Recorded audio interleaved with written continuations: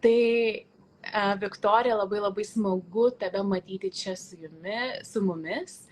Ir iš tikrųjų, viena priežasčių, dėl ko aš labai norėjau tave pakviesti į mūsų pokalbį, nes visų pirma, mes dalinamės labai panašiomis vertybėmis. Tai yra autentiškumas, tikrumas, moteriškumas, kaip iš tikrųjų mes galime pasirodyti pasaulyje iš tos vietos. Ir man labai įdomu bus išgirsti tavo perspektyvas apie tai, kaip iš tikrųjų mes galime įkūnyti tą autentiškumą savo veikloje ir kaip mes galime iš tikrųjų jaustis vertingos, būti savo tikrajame aš ir tai išskleisti į pasaulį. Tai Viktorija, man pirmiausia labai įdomu išgirsti, kas tau yra autentiškumas ir kodėl tavo nuomonė tai yra taip svarbu. Man autentiškumas yra svarbus dėl to, kad tai yra tikrumas.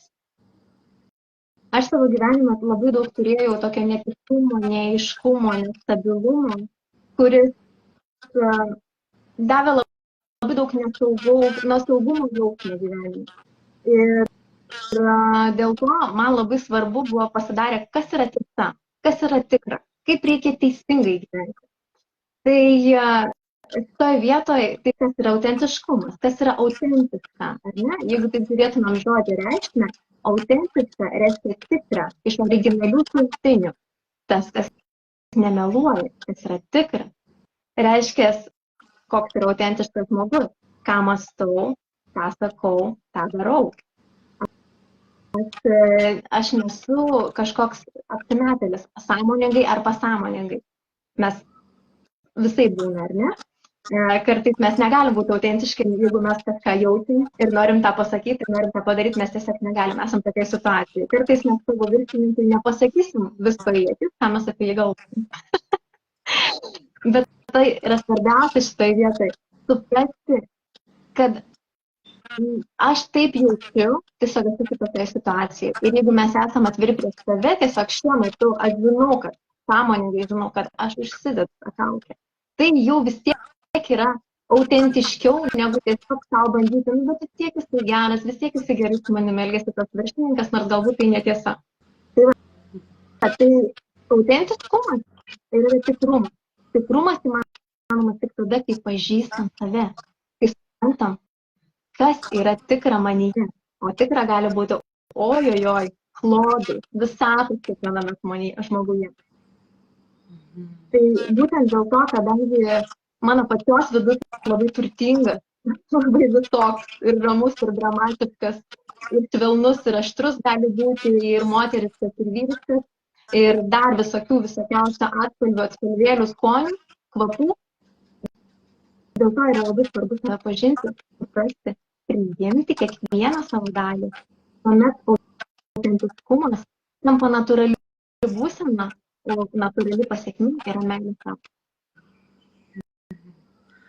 Kaip gražiai pakalbėjai ir labai sutinku su viskom, ką tu paminėjai. Ir kaip sakėjai, kad pirmiausiai tai prasideda su savęs pažinimu, su savęs priėmimu. Tu, kaip minėjai, mes esame visokios ir turime ir tas tamsiasias ir šviesiasias dalis ir visokiausias emocijas. Tai kaip mes iš tikrųjų galime save priimti tokios, kokios mes esame pilnai ir su meile. Ir iš tikrųjų tai, iš mano perspektyvos yra ganėtinai sunkus ir ilgas kelias. Nes ką aš patyriau savo kelionėje į autentiškumą, tai yra, kad man reikėjo priimti tiek daug dalių, kurios buvo sugėdytos, augant, kur aš buvau tiesiog nepriimta kitų ir kur aš galvojau, kad aš turiu pasirodyti kitaip, kad būčiau priimta, kad būčiau saugi savo aplinkoje. Visiškai.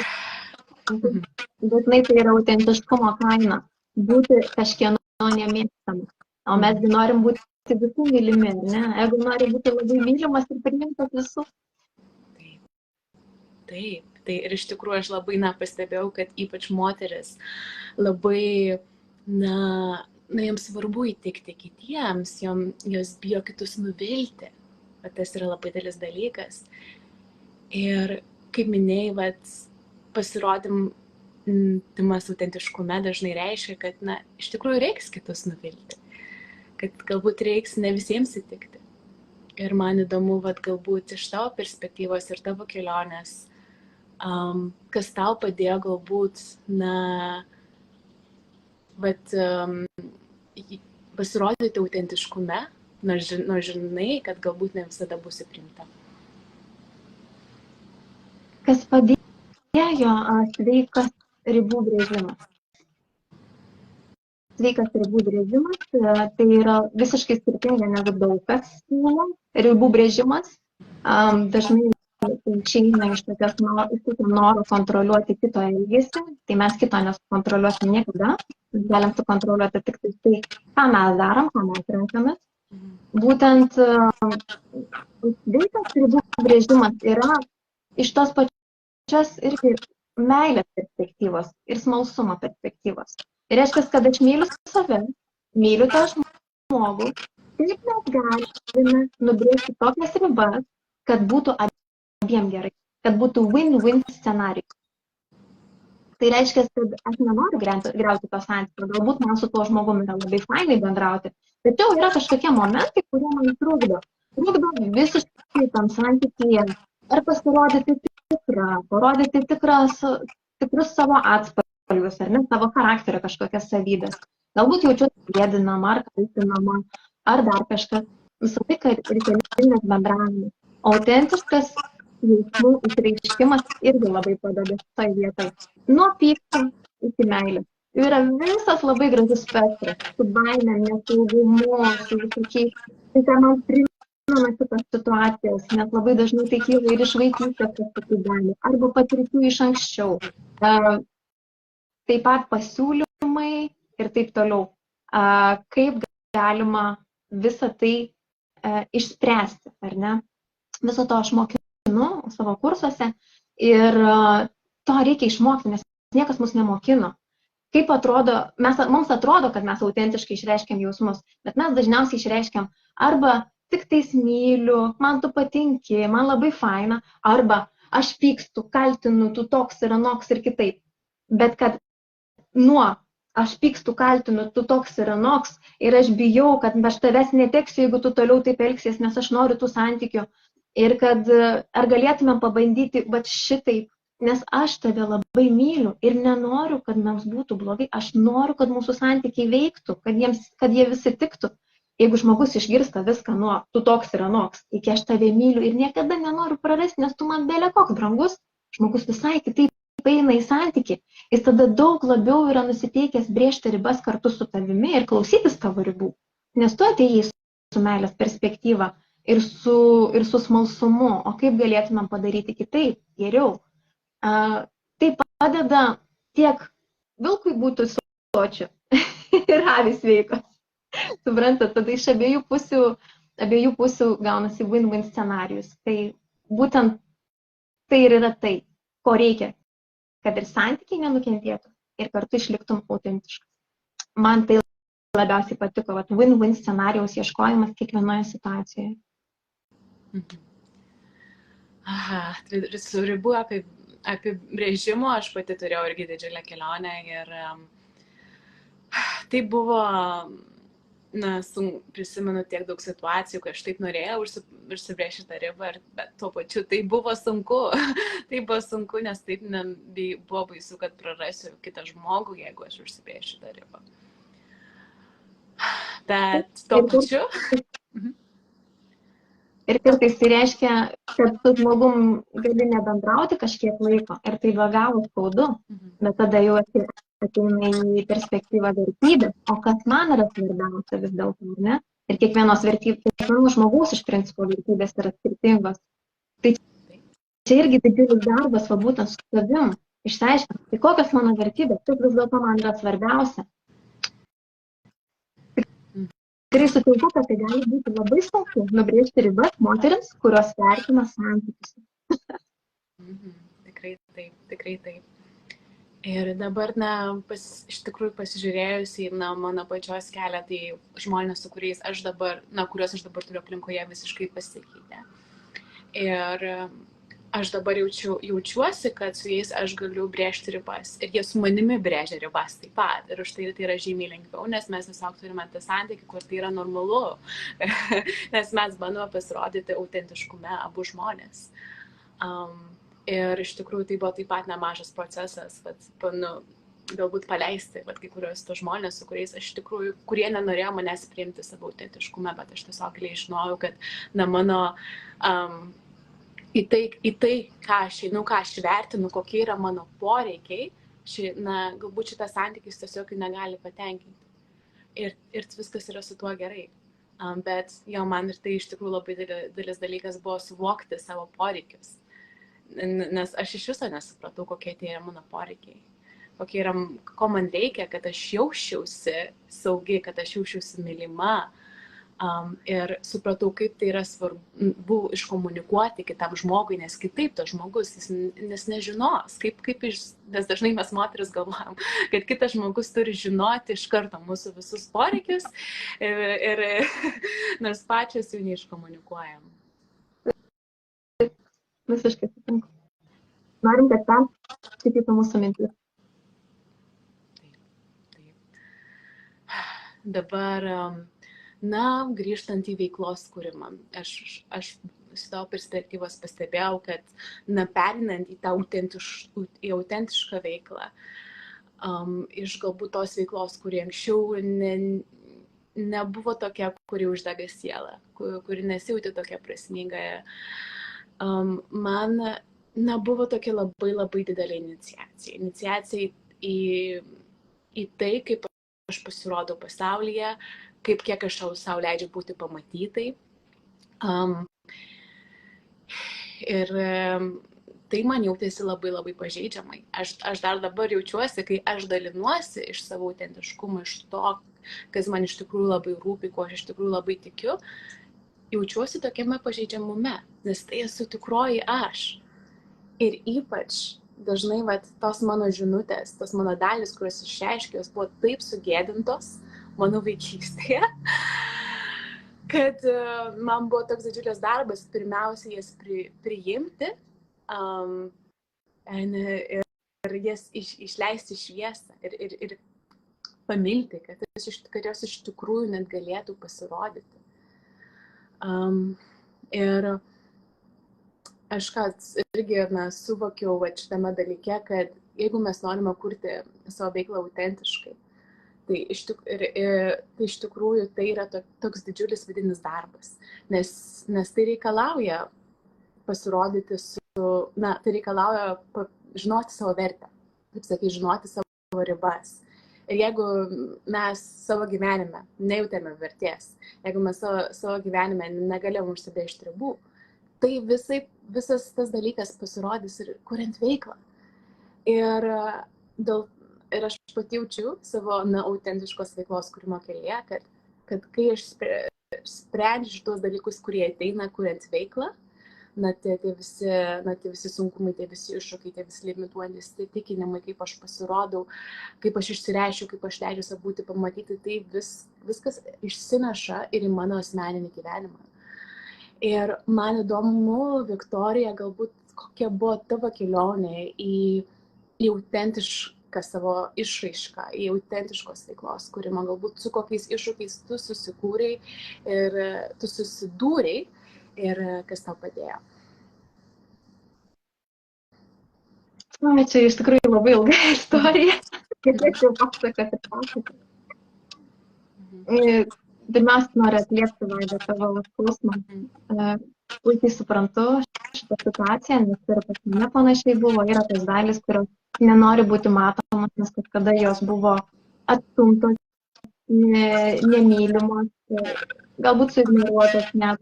Arba kažkokiu būdu buvo nutrauktas su jomis ryšys, dėl to, kad jos buvo nepatogios, ne tokios, kokių norėjo mūsų tėvai, ar globėjai, ar artimieji, ir tai bebūtų, ar ne, jos neatitiko kažkokių standartų, ar ne. Tai šitoj vietoj galiu tik tais paantrinti tau, kad būtina autentiškumo sąlyga yra pažeidžiamumas, noras būti pažeidžiamai. Nu, gal ne tai, kad noras būti pažeidžiamai, bet būti atvirai, būti pažeidžiamai. Nes kodėl taip yra? Nes jeigu aš užsidėjau kaukę ir visiems rodau, o, kaip čia faina, čia ta, ir mane pradeda kritikuoti, kad ką tu čia visą laiką šypsai, ta, o aš viduj verkiu. Tai čia ne apie mane, man neskaudas. Čia kaip strėlės sminga į tą skydą, į tą kaukę ir man neskauda.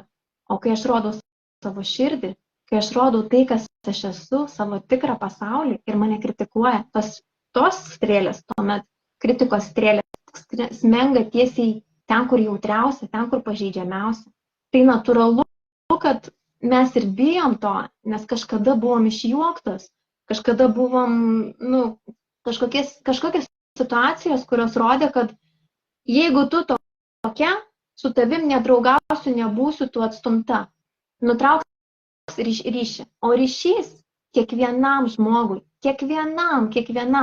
yra pats svarbiausias poreikis. Nuo kūdikystės. Tai yra mūsų biologijoje, jūs galite sakyti, kiek norit, kad manęs netrikdo, kad čia kiti kritikuoja, kad čia kažkaip varo ant mane, sako kažką. Tai netiesa bus. Tiesa yra tiek, iki kokio lygio aš leisiu šitai daryti įtaką mano gyvenimui. Tačiau, kad visiškai nebus įtakos, neįmanoma, nes mes esam žmonės, mes esam gyvūnai, kurie gyvena socialiniai bendruomeniai. Mūsų išlikimas yra paremtas tuo, kad mes gyvenam šeimose. Mes, kai gimstam iš tikrųjų per anksti, mes turėtumėm gimti porą mėnesių vėliau. Tai reiškia, kodėl taip sakau? Nes kai gimsta, tarkim, briedžio jauniklis arba karvės jauniklis, jie iš karto praktiškai iš poros valandų jau stovi ant kojų ir jau gali jie gyventi, daryti, bėgioti, žysti ir jie jau išgyvens, kažkokiu būdu išgyvens. Jeigu mes žmogaus naujagimį paguldytumėm vidury miško arba pievoj, jis realiai neišgyventų. Tai reiškia, kad mes esam priklausomi. Mūsų vaikystė iš principo ir yra bejėgiškumo stadijoje. Mes esam priklausomi nuo mūsų tėvų ar žmonių, kurie mumis rūpinasi. Tai ką tai reiškia? Jeigu aš neturiu ryšio su tais žmonėmis, pasąmonėje atsiranda įsitikinimas, nėra ryšio, lygų mirtis, neišgyvenimas. Absoliučiai pagrįsta baimė netekti ryšio, absoliučiai. Nes tai yra mirties. Ta prasme, mirtis, tai nei vienas nenori mirti tam, atėjau tam, kad mirčiau. Ne, mes norim gyventi, mes norim patirti. Todėl, kai mes jaučiam grėsmę, kad tai, ką aš pasakysiu, ar padarysiu, ar pagalvosiu, ar kažkaip save išreikščiu, yra grėsmė ryšiui, mes visada labai pagalvojam arba jaučiam baimę, kažkokį nerimą, kad tai įvyks. Būtent dėl to mes ir bijom kritikos, nes tai rodo, kad kažkoks tai kažkur tai nėra tos harmonijos, nėra to sutikimo, pritarimo, palaikymo. Žinoma, kad bijom. Ir lygiai tas pats su ribų brėžimu, nes mes bijom netekti žmogaus vien dėl to, kad mes išreiškiam, kad man kažkas netinka. Tai va, su kuo aš susidūriau savo kelionėje, tai lygiai su tais pačiais dalykais, kad bijojau netekti ryšio su mama, su šeima, aš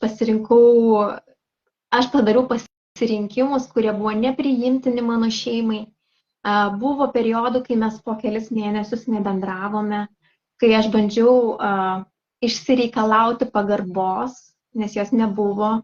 Ir man pavyko per ribų brėžimą, per kažkokį tai etapą nebendravimo, paskui vėl bandymo susitaikyti vėl. Tai įvyko iš tikrųjų daug visokių dalykų. Tiek romantinėse santykiuose buvo situacijų, kaip sakė, kad tu pasikeitai ir ne į gerąją pusę, nes tu tapai nebepatogi. Tu nebeleidi daryti to, ką anksčiau tu leisdavai. Savo autentiškumo kainą, savo gerovės kainą, savo poreikių kainą. Pamindama savo vertybės. Tačiau moteris yra stipri ir autentiška tik tuomet, kai pažįsta savo vertybės ir gyvena pagal jas. kaip pažinti savo vertybės, mes žiūrim, ką mes branginam, kokie yra mūsų poreikiai, ko man reikia, ką aš vertinu. Ir iš to kyla vertybės. Aš vertinu ryšį, reiškia, santykiai man yra vertybė. Aš į juos investuoju laiką, aš domiuosi, kaip santykius sukurti, kad jie būtų harmoningi, gražūs, taikoje. Reiškia, man tai yra vertybė. Aš investuoju netgi pinigus į tai. Wow, reiškia, labai stipri vertybė. Tai pagal tai ir žiūrim, ar ne, mes balsuojam savo energiją, savo laiku, savo pinigais. Mes pagal tai matom, ką mes vertinam.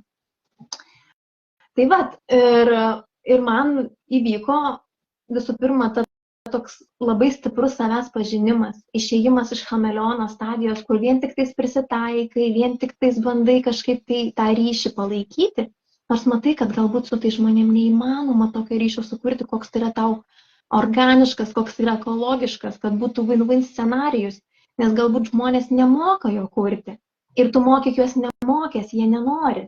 Suprantat, kad santykis autentiški, laimingi santykiai, ar tai būtų draugystė, romantiniai santykiai, ar kolegės, ar kolegos, ar kas tai bebūtų, ar ne, tam reikalingi du žmonės.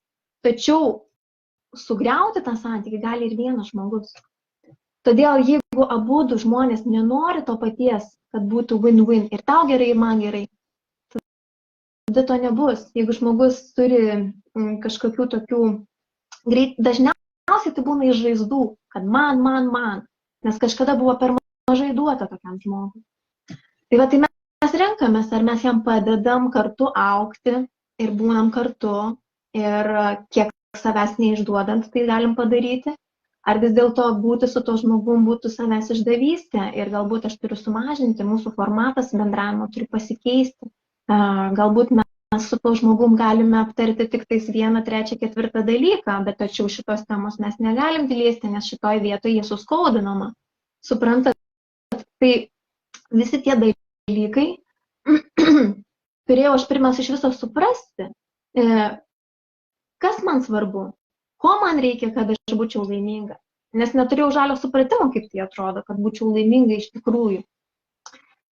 Žinojau kai kurios dalykus, tačiau daug ko nesupratau, daug ko nepriėmiau savo jautrumo. Man tai atrodė kaip kažkas tai tokio silpno, nereikalingo ir mane kritikavo dėl to. O kritikavo būtent dėl to, kad aš ir turėjau šitokį įsitikinimą apie savo jautrumą. Tai aš jį priėmiau, mano jautrumas tapo mano supergalia. Aš kaip tik dabar aš sulaukiu kaip tik atvirkščiai komplimento apie tai, kad aš esu jautri, kad aš galiu atliepti kitų žmonių emocijas, kad aš pagaunu tokius momentus, kurių žmogus net nelabai pagauna pats kalbėdamas. Tai čia yra, suprantat, kiekvieną dalyką, kiekvieną savo savybę mes galim eksaltuoti, pakelti visai kitą būseną, ar ne? Kokia jį bebūtų, kiekvieną savybę galima padaryti wow. Ir ją pritaikyti, net jeigu šiuo metu mums atrodo, kad netinka jinai. Tai va, tai vyko didžiulis savęs pažinimo ar savęs priėmimo kelias, kuris truko 4 metus, buvo iš pradžių labai labai skausmingas, tačiau visiems žmonėms, kurie dirba su savim, galiu pasakyti, ir kurie jau yra šiek tiek pažengę, tai jie žino, kad kuo toliau, tuo geriau. Viskas eina tik geryn. Kuo labiau save pažįsti, kuo labiau į tą, taip sakant, mišką lendi, tuo daugiau tų malkų, bet iš kitos pusės tuo ir giedriau, tuo ir fainiau ten to miške. Taip. Ačiū labai, Viktorija, kad taip pasidalinai giliai apie savo patirtis, apie tai, ką išmokai šiame kelyje. Ir, atliepti į tai, kad tu dabar ką tik paminėjai apie tai, kad darosi giedriau, tai vat ką aš pastebėjau, kad kuo toliau, tuo aš, mano jausmai pradėjo gilėti. Tai yra, kad aš jaučiu dabar daugiau pykčio, jaučiu daugiau liūdesio, jaučiu daugiau gėdos. Bet tai nėra kažkas blogo. Aš anksčiau savo neleisdavau jausti. Aš anksčiau vis bandydavau tai nuspausti, Bet nuspausdama tas visas blogas emocijas, aš nuspausdavau iš savo tą tikrumą, moteriškumą, gyvybingumą ir kūrybinę energiją. Ir tiesiog jaučiausi gal tokia užstrigusi, nes mano visos tas emocijos buvo užstrigusios. O dabar ir nežinau, kaip jas naviguoti. Jeigu jos atėjo, tai gerai, iš to jas tiesiog nuspausiu. O dabar, kai jos ateina, aš žinau, kaip jas priimti, aš žinau, kaip jas naviguoti. Aš žinau, kad, ką daryti, kad iš tikrųjų jos manęs nepriblokštų. Ir kai dabar su jomis susitinku, jų gilume, aš jaučiu, kad iš to visada ateina labai tokios nuostabios alchemijos ir transformacijos ir suvokimai ir kūrybinės idėjos. Ir iš tikrųjų dabar tą ėjimą į gilumą, į tą tamsą, dabar aš tai matau kaip labai gražų dalyką. Ir tuo pačiu, kuo daugiau aš savo leidžiu jausti to pykčio, tuo pačiu atsiranda ir daugiau meilės, šviesos, džiaugsmo savo gyvenime. Nes aš dabar apskritai turiu daugiau talpos savo kūne jausti. Ir už tai dabar jaučiuosi žymiai labiau susijungusi su tą savo moterišką energiją, kuri atėjo per tą gebėjimą jausti. Ir man įdomu dabar, Viktorija, nes žinau, kad tu pati esi daug dirbusi su moteriška energija ir padedi moterims susijungti su savo moterišką energiją. Man įdomu, kodėl, iš to perspektyvos, kuriant veiklą, dažnai moteris užstringa toje vyriškoje energijoje. Tai yra, ir tiesiog pradeda labai spausti ir bando viską išgalvoti, po to užstringa. Ir kaip tada ta moteriška energija čia galėtų padėti? Taip.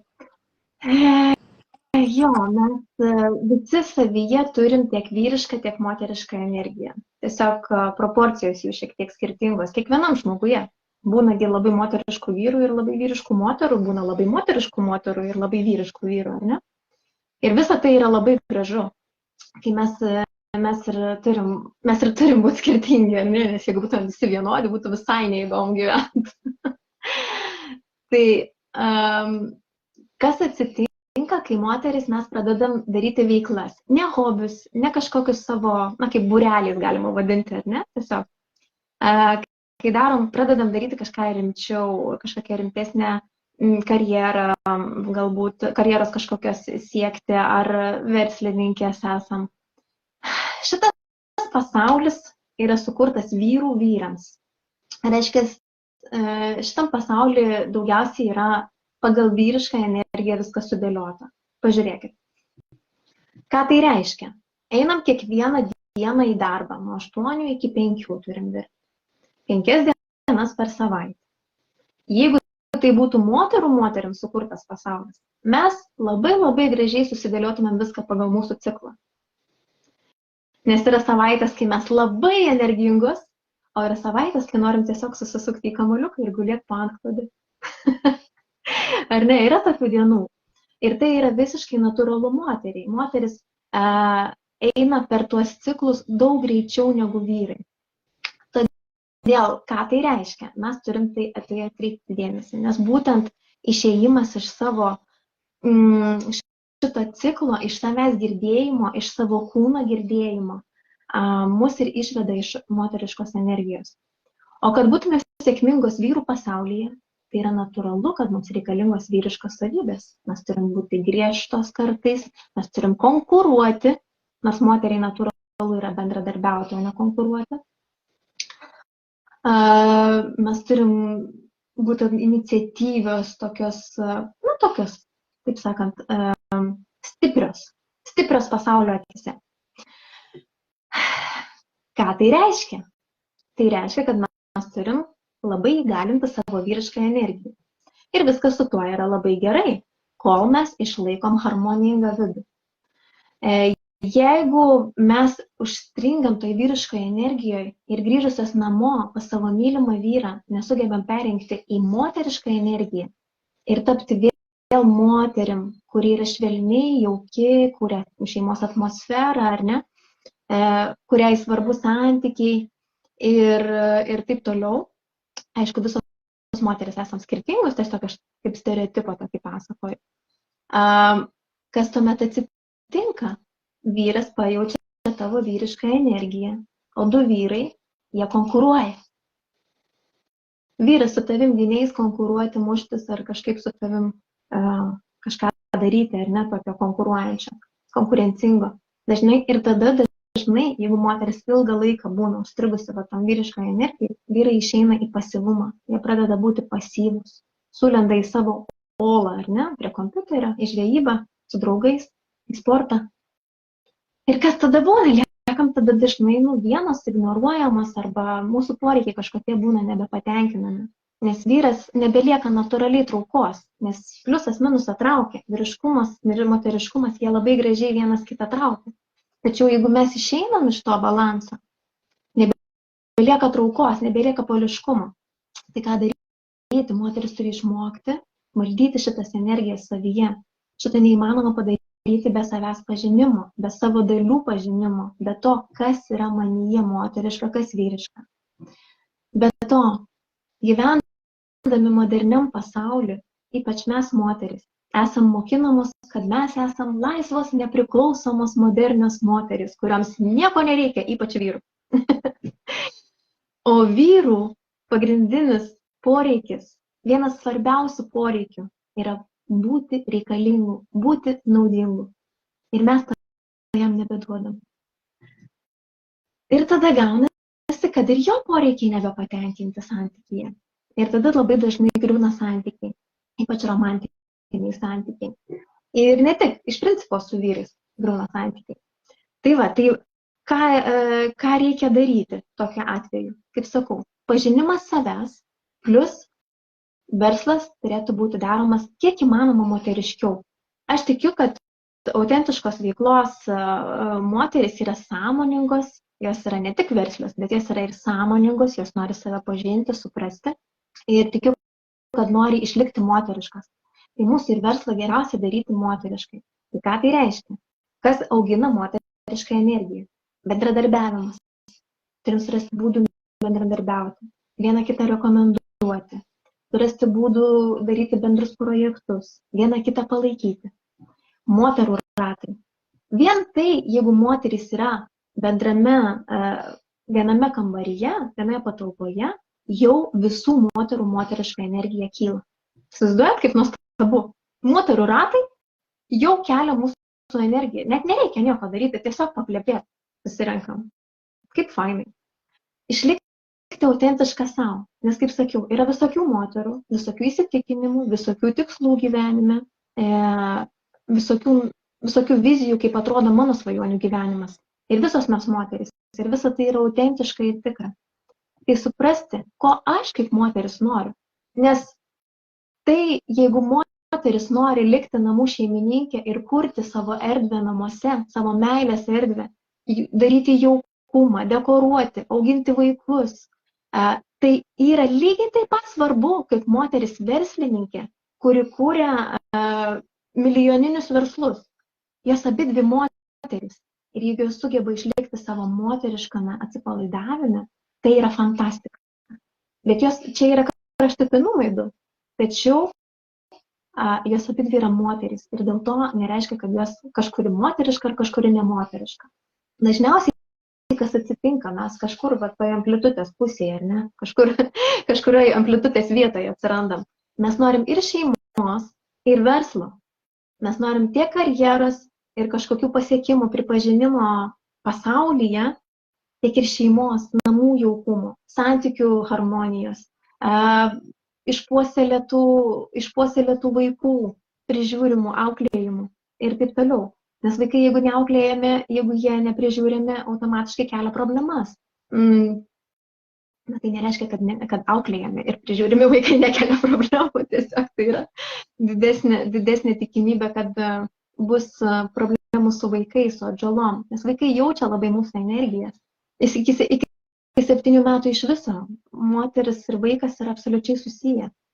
Tai va, tai ką mes turim? Mes turim pažinusios save, supratusios savo poreikį, kiek man norisi būti moteriškai ir kiek man norisi būti namuose, kiek man norisi būti versle, kaip aš matau savo svajonių gyvenimą, ar aš dirbu 16 valandų per parą, ar aš dirbu 3 valandas per parą. Tai yra skirtingi dalykai. Dėl to reikalinga skirtinga energijų pasiskirstimas, skirtinga energijų proporcija. Tai va, tai pačios save pažinusios suprantam, kurioj amplitudės pusėje mes esame. Aš labiau verslo žmogus ir mažiau skiriu dėmesio šeimai, ar aš esu daugiau namų žmogus ir man verslas yra daugiau kaip hobis. Tai va, ir kai tai suprantam, to priimam, tada nebelieka viduje tokių kaltinimų, kad oi, reikėtų dirbti daugiau, arba oi, reikėtų daugiau šeimai skirti laiko. Iš to atsiranda kažkokie susitarimai. Jeigu aš esu karjeros žmogus, aš suprantu, kad mano šeimai reikia daugiau dėmesio. Kaip aš galiu užtikrinti, kad jų poreikiai būtų patenkinti? Galbūt vaikai daugiau bendraus tuomet su seneliais, su dėdėm, tetom, pusbroliais. Jie gaus tą ryšį, jie bus vis tiek sotus to ryšių. Jeigu aš pasirinkau šeimos gyvenimą, ar ne, kaip aš galiu įgalinti savo vyrą arba pasidaryti kažkokį verslo šaltinį, kuris man netgi dirbant 2-3 valandas per dieną jau neštų kažkokį tai kapitalą, kuris man duotų savirealizacijos, man patenkintų savirealizacijos poreikį, o galbūt ir vyrui kažkiek tai padėčiau, ar ne, pagrindiniam maitintojui. Tai va, tai tiesiog save pažinus savo situaciją ir supratus ir priėmus ją, tada mes jau galim spręsti. Jeigu mes norim 100% būti ir namuose, 100% būti ir karjerai, dėtų jūs nuvilti. Taip nebus. Aš labai norėjau, tačiau neišeina. Neišeina, turim tiesiog viduje nuspręsti, kurioj vietoj. Ir net jeigu aš nusprendžiau, kad šiuo metu man taip, aš visada turiu teisę persigalvoti. Tai va, tai mes esam moteris, mes esam labai turtingos, mes esam visokios. Todėl galbūt aš nusprendžiau, kad šiuo gyvenimo etapu renkuosi taip, kas bus vėliau, galbūt nežinau. O galbūt žinau, kad visą gyvenimą taip ir elgsiu, taip ir rinksiu.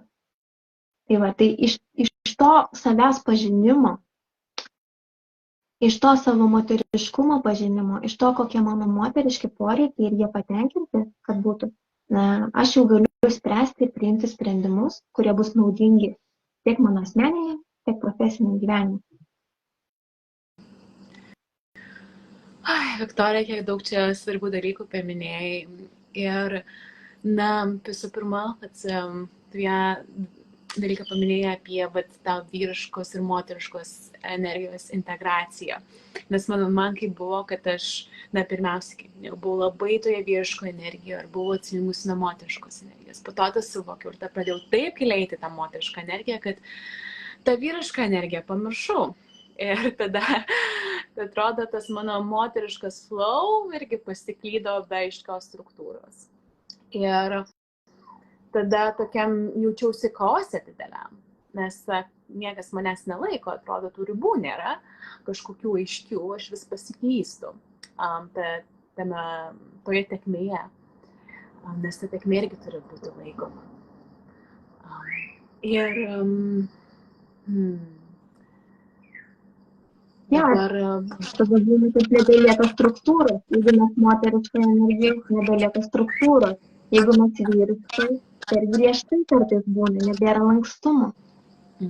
Taip. Tai turim tokias virtuozės būti. Bet mes moteriškai, mes viską galim, mes moteris. Tikrai taip.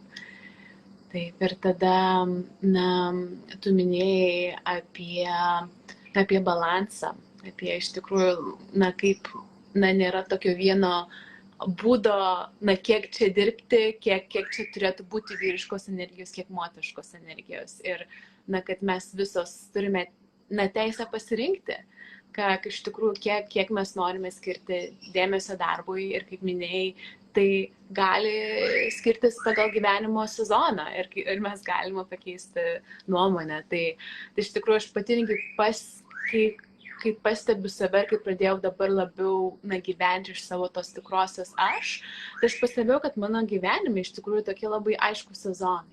Kad yra, tarkim, kartais, kai, pavyzdžiui, kelis mėnesius aš nenoriu kažkokių naujų produktų kurti, kažkokių renginių organizuoti, kažkokių naujų pasiūlymų leisti.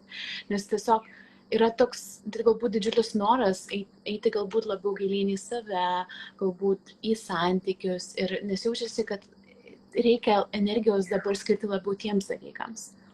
Ir tada kartais jaučiasi, dabar pavyzdžiui, šio gyvenimo laikotarpiu, man kaip tik dabar norisi kuo daugiau energijos dėti į verslą. Ir tai skiriasi, ir po kelių mėnesių gal vėl pasikeis.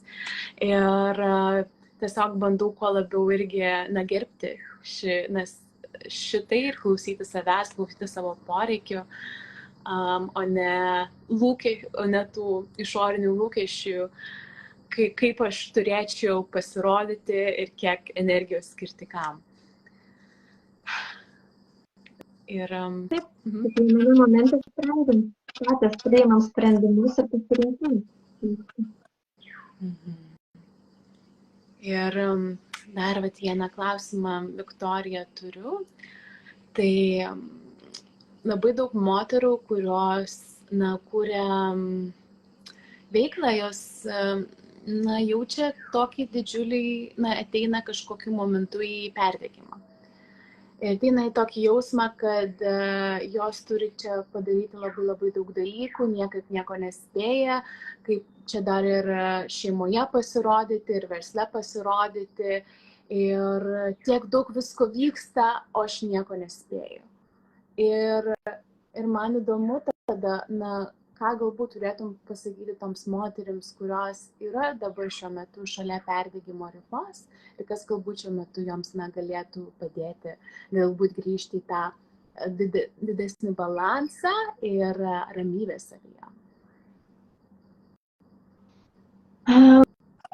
Visų pirma, jeigu įmanoma, sustoti. Jeigu neįmanoma sustoti, pristabdyti. Jeigu net pristabdyti neįmanoma, vis tiek tada turim laiką savo. Tai tą laiką savo panaudoti grįžimui į kūną. Grįžimas į kūną mus sugrąžina į moterišką energiją. Ką reiškia sugrįžti į kūną? Tai gali būti įvairiausios praktikos. Kvėpavimas, gali būti masažas, gali būti eteriniai aliejai, kvėpavimas, aromaterapija. Gali būti pasivaikščiojimas, tiek ant žolės, tiek ant žinių. Tai yra sugrįžimas į savo penkis pojūčius. Matau, kas man gražu, užuodžiu, kas man fainai, kas man skaniai kvepia.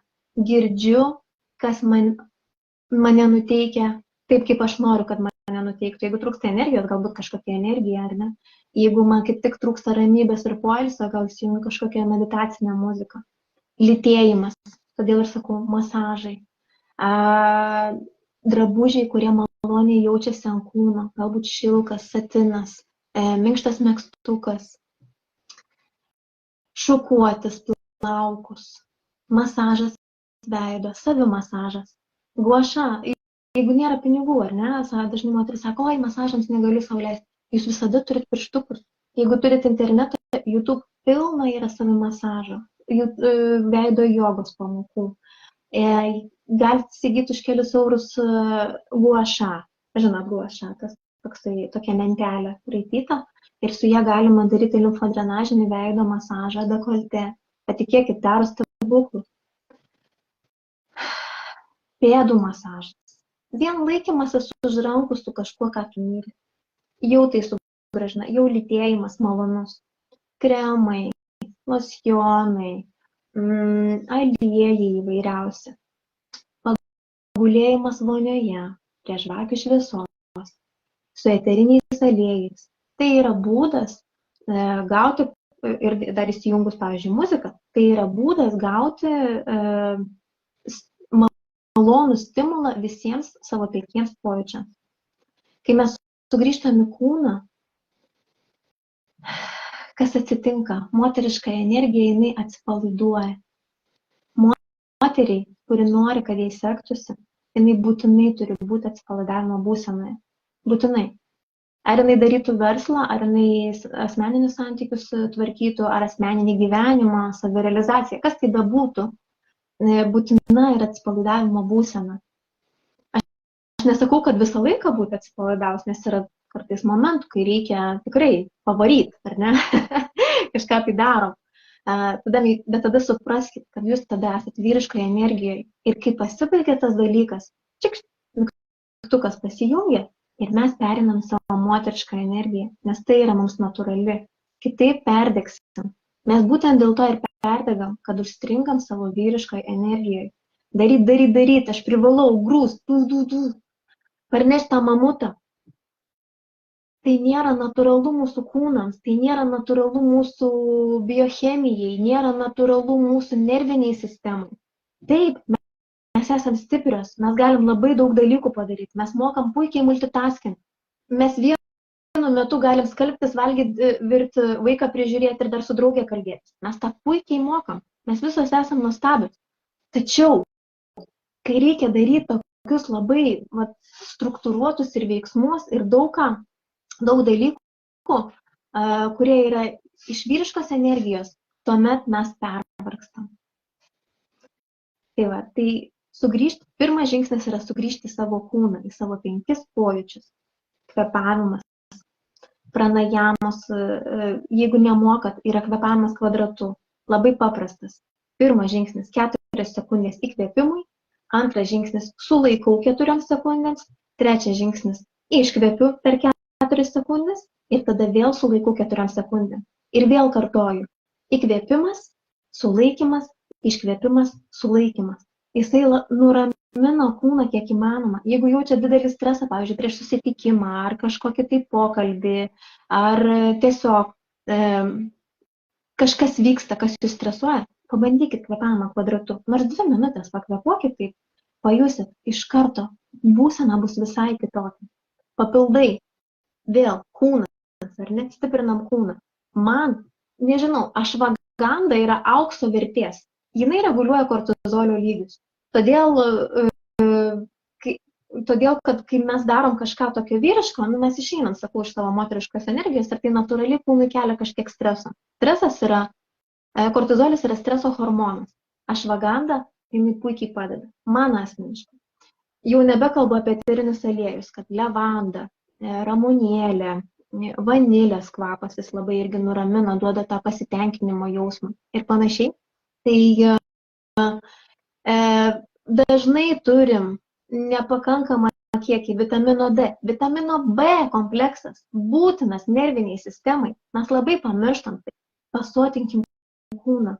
Kūno biochemija bus visai kitokia. Jeigu biochemija visai kitokia, mūsų ir emocijos dažnai būna ramesnės. Ir mums tada lengviau išeiti į tą atsipalaidavimą.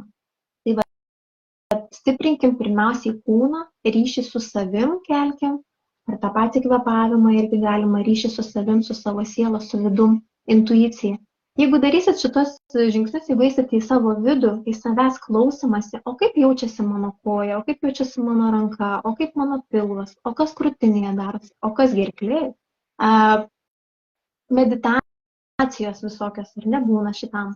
Bet galima tiesiog mindfulness, ar ne, mes sėdime ir tiesiog žiūrim, kas vyksta mano kūne.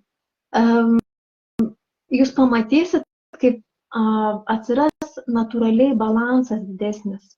Natūraliai daugiau atsipalaidavimo, kas duos jėgų vėl eiti ir daryti ir duos stiprybės. Tiesiog. Labai ačiū. Linkiu labai sugrįžti vėl savo kūną. Labai iš tikrųjų pasidalinai nuostabiais praktiniais patarimais ir kaip iš tikrųjų mes galime sugrįžti į tą atsipalaidavimo būseną.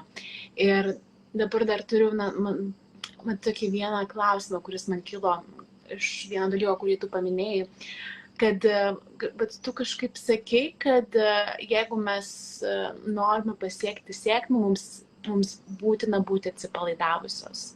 Tai vat kodėl taip yra? Nes kai mes esame įtampoj, moteriai užsiveria jos energetinis centras, moteriškumo energetinis centras, kuris yra pilvo apačioj. Mes nebeturime energijos, energija mūsų užspausta pasidaro. O kai mes esame atsipalaidavusios, šita energija jinai yra kurianti energija, jinai yra gyvybinė energija, dėl to mes moteris esam gyvybės nešėjos. Bet lygiai taip pat mes gimdom projektus, mes gimdom santykius, mes gimdom gražius namus, jaukumą, artimą ryšį ir labai labai daug gražių dalykų. Tai yra irgi mūsų vaikai, tai yra mūsų energijos, kaip čia dabar pasakyti, tai yra tai, kas įprasmina mūsų energiją. Taip, vaikai kaip ir moteriai, motinai, ar ne, tai vienas svarbiausių dalykų. Tačiau tai nereiškia, kad moteris, kuri neturi vaikų, jinai kažkoks prastesnė, ar jinai neturi tos moteriškos energijos. Ne, gali būti netgi atvirkščiai iš tikrųjų. Jinai lygiai taip pat gali savo energiją skirti kažkokiem dalykam. Gali turėti daug žmonių, kuriais rūpinasi ir jie visi jai bus lyg vaikai. Lygiai taip pat verslo moterys turi įvairiausius projektus, savo produktus, savo verslus netgi, ar ne, skirtingus kelis. Ir tai irgi yra jų energija, kuri buvo kažkokiu būdu materializuota. Jeigu mes nesame atsipalaidavusios, mes užspaudžiam tą energiją, kraniukas užsisuka ir tada viskas nebėra, iš visatos nebesam maitinančios. Nes mes einam, visata duoda energiją mums, kūrėjas tiksliau, duoda mums energiją ir per jį mes išgimdom kažką, išgimdom. Tai va, tai ir mes turim būti tokios atsipalaidavusios laidininkės viskam tik gimti. Ir jeigu to neturim, tai tada labai sunkiai viskas gimsta, su kančiom, ilgai, sunkiai, o to nenorim, ar ne, mes norim lengvo gyvenimo, mes norim gražaus tėkmėje esančio gyvenimo ir pačios jaustis, lyg būtumėm tėkmėje. Atrodo, tik pagalvojau ir štai nutiko, tik pagalvojau ir štai atėjo pasiūlymas, tik pagalvojau ir žiūrėk, va, susitikau žmogų, kuris gali kurti bendrą projektą ar dar kažkokį dalyką. Jeigu būsim atsipalaidavusios, gyvenimas tėkmėje, flow būsenoje tampa toks natūralus. Po truputį jis tampa praktiškai visą laiką.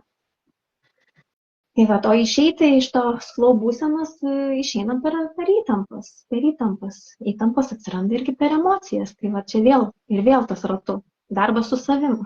Grįžimas į savo dalis. O ko man reikia. O kas vyksta manyje. O kur tas vidinis konfliktas. Tai va, tai tą išsprendusios ir vėl po truputį einam į flow būseną. Ir čia toks labai nuostabus gyvenimo nuotykis. Ir kuo toliau tai greitai? Tikrai tai. Viktorija, kažkaip jaučiu, kad jau einame į pabaigą, bet atrodo, kad tu tiek dabar čia daug nuostabių dalykų pasidalinai, kad netgi man sunku užbaigti šitą pokalbį, nes norisi eiti dar giliau. Bet prieš pačią pabaigą yra kažkokie dalykai, su kuriais norėtum pasidalinti, kažkas galbūt, ko aš nepaklausiau ir apskritai, bet ką tu siūlai moteriams, kokie galbūt tie tavo kursai, programos ir panašiai. Taip, aš dirbu su moterimis kol kas pagrindė, nes kažkaip pritraukiu vien moteris, kažkaip su vyrais kitaip. Aš siūlau tiek asmeninės sesijas, dirbam su vidiniu vaiku, su vidinio vaiko emocijom, o dabar artimiausias kursas, kurį siūlau, yra Leisk sau šviesti autentiškumo kursas, kuris prasidės kovo 12 dieną. O iki tol visas moteris kviečiu į nemokamą webinarą Autentiška moteris, kaip aš ten dabar jį pavadinau, Autentiška moteris, kaip pažinti save ir leisti savo šviesti. Tai irgi kalbėsiu apie moteriškas energijas jau dar detaliau, kaip jas valdyti tarpusavyje. Ir ten pasidalinsiu jau tokiais daugiau dar praktiniais, netgi ir gilesniais iš filosofijos, iš filosofinės tokios dar gilesnės pusės, kaip atrodo tas moters autentiškumas. Dabar aš tiesiog taip probėgšmais papasakojau. Tai šitas webinaras bus kovo 5 dieną, 19 valandą. Jeigu norit prisijungti, parašykit, aš jums atsiųsiu registracijos nuorodą.